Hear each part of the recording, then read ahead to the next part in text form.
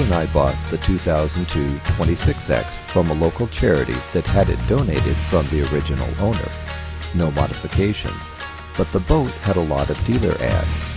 A CDI rolling furler, a wind vang, bimini top, a barbecue, exhaust fan, and fishing pole holders.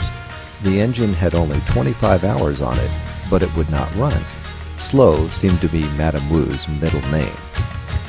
Really slow to set up, sailed really slow, and had a mind of its own when it came to steering and getting back on the trailer. The first replacement was the jib sail that was left on the boat outdoors with no cover. Look closely at the leech edge starting to show the fraying. Yes, that's a rip on the jib sail edge, and it became annihilated on the third time out on the water. That's my wife Sue smiling when she sees that the boat will be able to sail faster with a new 145 Genoa sail from Blue Water Yachts in Seattle. They are MacGregor's primary source for MacGregor parts. With the help of the sail and Joe Luckner on board, Madame Wu was able to beat a 26M on the next race day.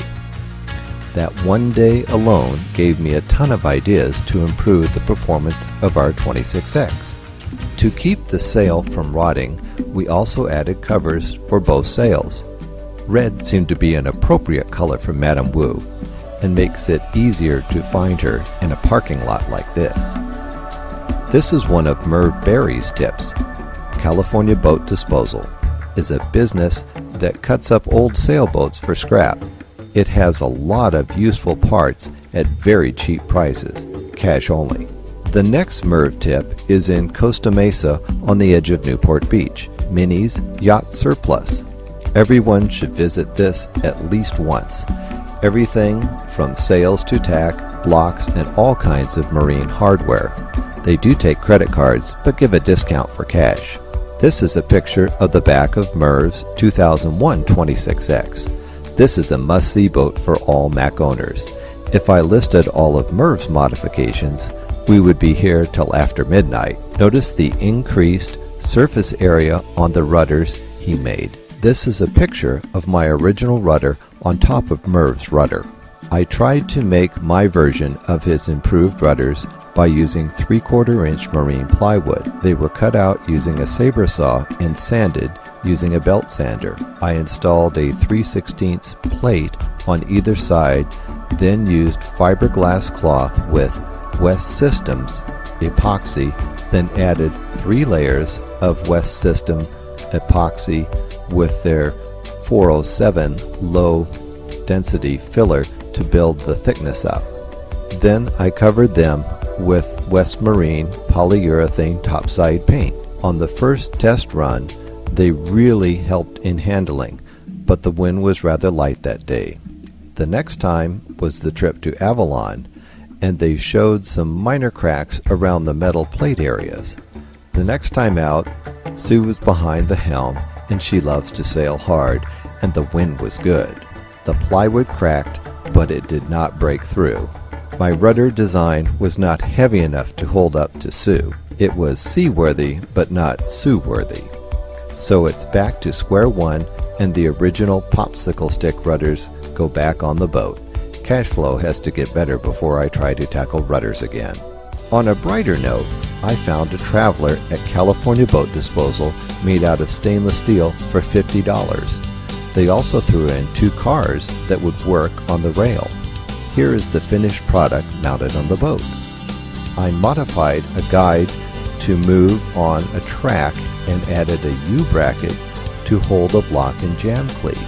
The understanding of how a Traveler can help with weather helm was from the video Improve Your Sailing Skills from our own VYC video library.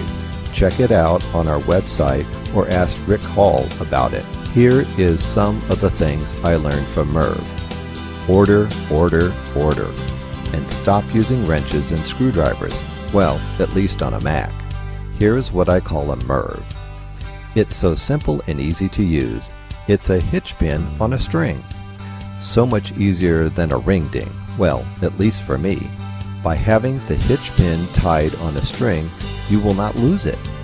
By heating the nylon cord, you can stiffen it up so it will not come loose. Speed and safety were the driving motivations for this modification. This is an M-Boats mast raising system purchased from Blue Water Yachts. As you can see, it supports the mast in the worst possible position with no one at the handle. Great when you get a line hung up while raising the mast and you are the only one on the boat. The other feature of the mast raising system I like is that you are in a safe position while raising the mast and can see all the lines while the mast is going up. This is another MERV. Look close and you will notice that the mast is no longer at the factory 94-degree angle. It's been moved to 90 degrees. This helps in light winds to make the boat go faster. The shrouds had to be lengthened and a new mounting hole for the head sail had to be drilled.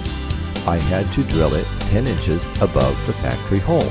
This shows how to measure the angle of the mast using a protractor, from Home Depot.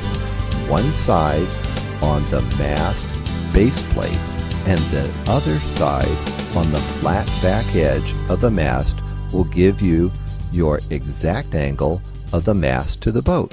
I also added an adjustable backstay which helps make it easier to put in the front sail's pin by hand and lets me get a better shape on the rolling furler in light winds. Then when the wind picks up and I want the mast bent back a little to tighten up the head sail and improve performance, I just tighten up the backstay. This is also another idea from the video library from a movie called The Shape of Speed.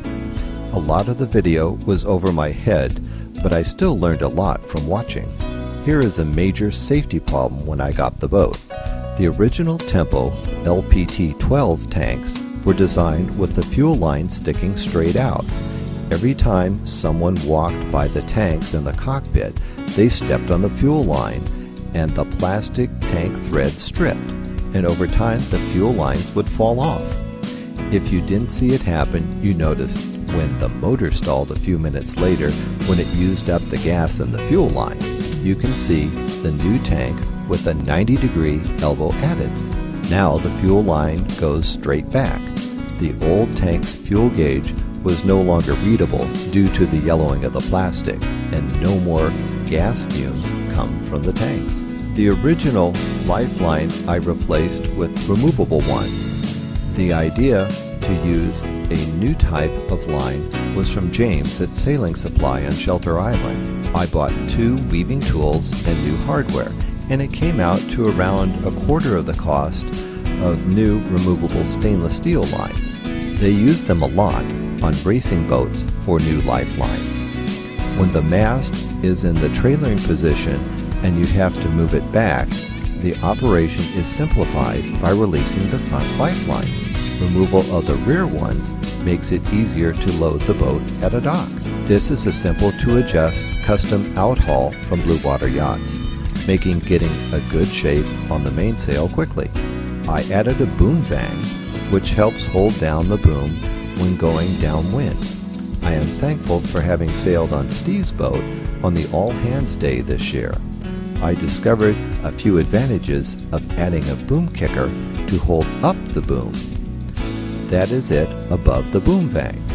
Now when the sail comes down, the boom stays up, and I actually can use the bimini top that came with the boat. While sailing with Joe Luckner, I learned how much faster the boat would sail downwind using a Genoa pole. In the picture you see the track and the slide ring from Minis on the front of the mast. The pole not shown was from West Marine. I added an anchor light with a built-in photocell also from West Marine. The light plugs into the socket for the mast headlight while at anchor. The top wire is the anchor light plug.